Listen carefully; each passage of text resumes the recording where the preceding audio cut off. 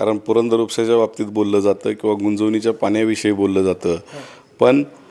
पुरंदरच्या बाबतीत जो लोकांचा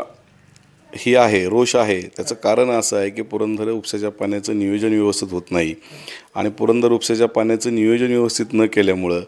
जे पिकाला टायमिंगला पाणी पाहिजे, मग ऊस पीक असेल किंवा फळं लागवडीसारखं आपल्याकडं आता डाळिंब होते, आपल्याकडे पेरू लागवड आहे, सीताफळ लागवड आहे, तर या पिकांना वेळेत पाणी न मिळण्यामुळं प्रचंड नुकसान लोकांचं होते किंवा सीझन वाईज बहारवाईज लोकांना त्या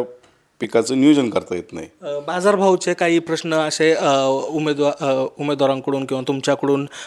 त्यांना हे होत आहेत का? हो, निश्चितच. आता जर आपण पाहिलं तर आपल्याकडं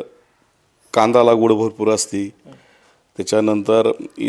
भागवाईज वरच्या भागामध्ये गेलं तर गाजर असेल किंवा